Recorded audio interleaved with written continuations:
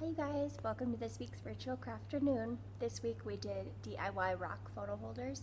They were super easy and only required a few simple supplies that you'll probably already have at home.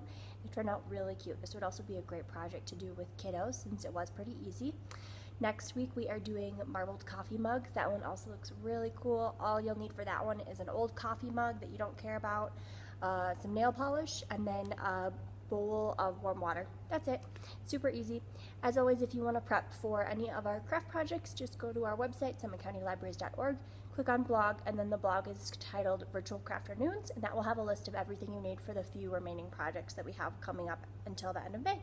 Have a good one, everybody. Enjoy. Alright, so to get started, we are going to paint the base coat of our rocks. I used acrylic paint to paint my rocks, and I just used rocks that I found outside.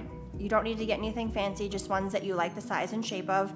The rocks I found were around a few inches per. Okay, so to paint, you can use a paintbrush or a foam brush. And when I painted, I simply took the cap off my bottles of paint and dipped my paintbrush directly into the bottle just to save a little time and resources.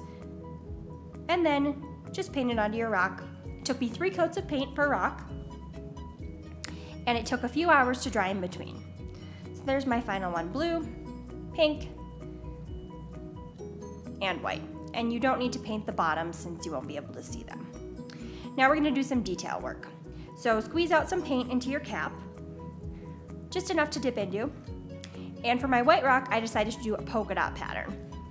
So to make these dots, you're actually going to take the bottom of your paintbrush, not the bristles, and you're going to dip it in the paint and then just gently tap it onto the rock. And that will make a really cute, nice looking round dot pattern. If you use the bristles, it's going to look pretty messy. So just do that all around your rock as many times as you want. And I used only those 3 bottles of paint. So this blue paint is the same one I used as my base of my other blue rock. All right, I'm going to call that good. So now we'll go ahead and do our pink rock.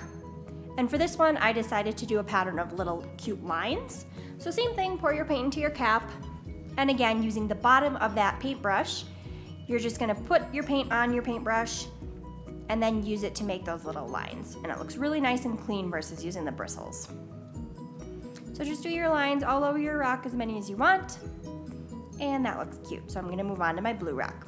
For this one, I did the same thing as the pink rock in terms of those lines, but I decided to make it into kind of a crosshatch pattern. So you can see here, it's the same effect. You're just going horizontally and then vertically. And just do it all over your rock until you like the way that it looks. Now let's talk about our wire. So all I had available to me was this really stiff wire. If you follow the blog article and the wire that I recommend buying for that, it's a lot thinner. It'll be a lot easier to work with, but whatever wire you have is fine. So to make the top of our photo holder, you're gonna wrap your wire around 4 times around a Sharpie marker, and then just kind of finesse it. You can make the loops a little bit bigger, and then you're going to want to kind of squeeze them together because you need them to be fairly tight in order to actually hold a photo up in the top of it. Next, we're going to take our rock and find the length that you want, and then you're going to pull the wire towards you with one hand while pushing with the other hand to kind of make it more of that straight line effect. And then to make the bottom part, simply wrap your wire around your rock, again around maybe 4 times. And it doesn't have to be perfect. It's kind of a fun project because it looks so whimsical when it's done, so it doesn't need to look perfect in order for it to look cute. When you're done, just press your wire against the rock and snip it off, and then again, you can kind of finesse that wire a little bit so that it looks the way that you want around your rock. And it doesn't need to be tight on there because it will be resting against the ground, so that will automatically hold it in place. And again, do a little squeezing, do a little finessing if you need to. And there are my final rocks. They turned out really great. Again, my wire was pretty stiff, so if you do this with a less stiff wire, it will be a lot easier to work with. And I think your result will be just as good or even better than mine.